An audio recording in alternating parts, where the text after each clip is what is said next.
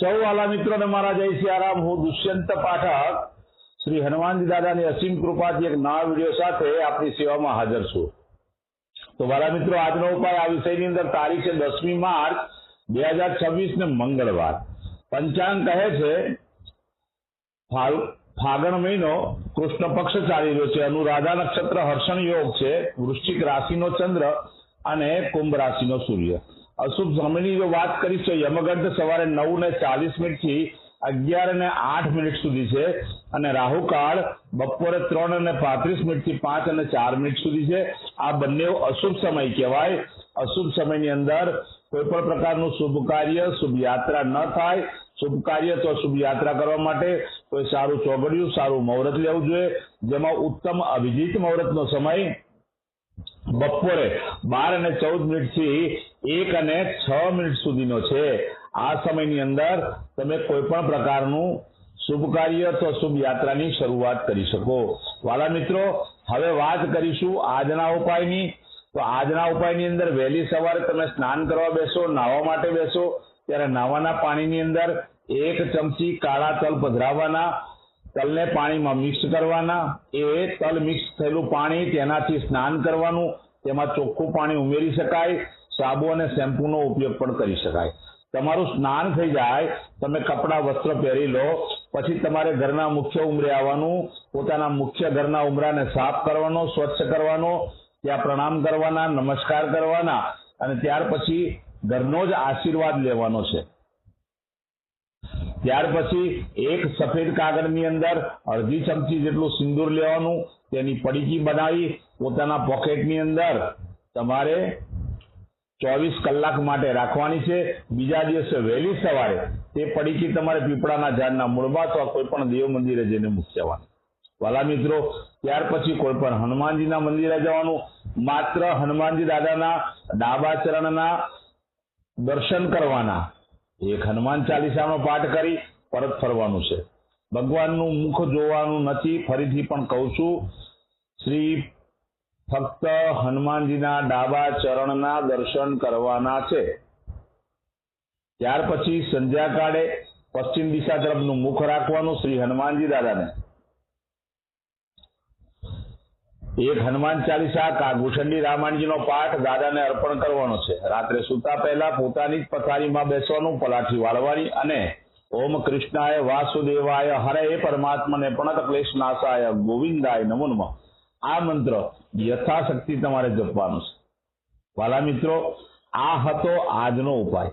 જે મારા વાલા મિત્રનો જન્મદિવસ 10મી માર્ચ 2026 મંગળવારના દિવસે છે, તેવા બધા જ વાલા મિત્રો ને સૌ પ્રથમ તો જન્મદિવસની શુભકામના। શ્રી હનુમાનજી દાદા એમની મનોકામના પૂર્ણ કરે, બલ બુદ્ધિ અને વિદ્યા આપે, એમનું રક્ષણ કરે। ઉપાયના ભાગ સ્વરૂપે મેં કહ્યું તે પ્રમાણે સ્નાન કરવાનું। સ્નાન કર્યા પછી વાલા મિત્રો તમારે ગૌશાળાએ જવાનું। ગાયને લીલું ઘાસ અથવા ઘાસનું દાન આપવાનું। બંને વસ્તુ ન બની શકે તો તમારા ઘરે જે ભોજન બન્યું હોય તે ભોજન ગાયોને અર્પણ કરવાનું છે। ત્યાર પછી વાલા મિત્રો તમારે કોઈ પણ હનુમાનજીના મંદિરે જવાનું અને બુંદીના લાડુ શ્રી હનુમાનજી દાદાને તમારે ધરાવવાના છે।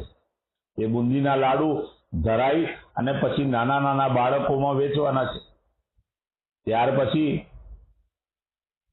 તમારે જે નાના નાના બાળકો હોય એને અથવા કોઈ પણ જરૂરિયાતમંદ વ્યક્તિને ગળી વસ્તુ, ગોળની વસ્તુ તમે ખવડાવશો। દાખલા તરીકે તમે ચીક્કી આવે છે, ગોળની બનાવેલી ચીક્કી છે, એ તમે જો ખવડાવશો તો પણ ઉત્તમ પરિણામ પ્રાપ્ત થશે। બસ માત્ર આટલું કરવાની જરૂરિયાત છે। આખું વર્ષ ઉત્તમ રીતે પસાર થશે। જે મારા વાલા મિત્ર ની મેરેજ એનિવર્સરી 10મી માર્ચ 2026 મંગળવારના દિવસે છે, તેવા બધા જ વાલા મિત્રોએ સવારે સ્નાન કરવાના, વડીલોના આશીર્વાદ લેવાના, તેનો સ્પર્શ કરવાના। ત્યાર પછી ગૌશાળાએ ગૌની સેવા કરવાની છે। ગાયને લીલું ઘાસ અથવા ઘાસનું દાન આપવાનું છે, અથવા જે ભોજન બન્યું હોય તે ભોજન અર્પણ કરવાનું છે। આટલું કાર્ય થયા પછી કોઈ પણ વૃદ્ધાશ્રમમાં, અનાથ આશ્રમમાં જરૂરિયાતમંદ વ્યક્તિને, દેવ મંદિર અથવા બ્રાહ્મણને તમારે ચોખાનું દાન કરવાનું છે। તુવેરની દાળનું દાન કરવાનું છે, ગોળનું દાન કરવાનું છે અને ઘીનું દાન કરવાનું છે. બસ આટલું કરી લો. ભગવાનની કૃપાથી પતિ અને પત્નીનું આખું વર્ષ આનંદ સહિત પસાર થશે. વિશેષમાં તમારે કંઈક કરવું હોય તો કોઈ પણ હનુમાનજીના મંદિરે તમે ધજા જો તમે દાદાને અર્પણ કરશો તો ઉત્તમ પરિણામ પ્રાપ્ત થશે. ભલા મિત્રો, મારા બધા જ વિડીયો યુટ્યુબ પર હોય છે. મારી યુટ્યુબની ચેનલનું નામ છે દુષ્યંત પાઠક. મારી ચેનલને સબસ્ક્રાઇબ કરજો અને બેલ આઇકન દબાવવાનું ન ભૂલતા. નિયમિત હું એક વિડીયો મૂકું છું. એ વિડીયો તરત જ તમારે જોવો હોય તો બેલ આઇકન અવશ્ય દબાવજો. બેલ આઇકન દબાયેલું હશે તો તમારા મોબાઈલ પર તરત જ નોટિફિકેશન આવશે. તમે મારો વિડીયો તરત જ જોઈ શકશો. મારું ફેસબુક ઇન્સ્ટાગ્રામનું પેજ છે, તેનું નામ પણ દુષ્યંત પાઠક છે. મારા પેજને ફોલો કરજો, લાઈક કરજો, મારા બધા વિડીયોને શેર કરજો. હું નિયમિત કહું છું અને આજે ફરી કહું છું, આ બધા જ ઉપાય જે હું બતાવી રહ્યો છું તેનું પરિણામ 48 કલાકમાં નહીં મળે.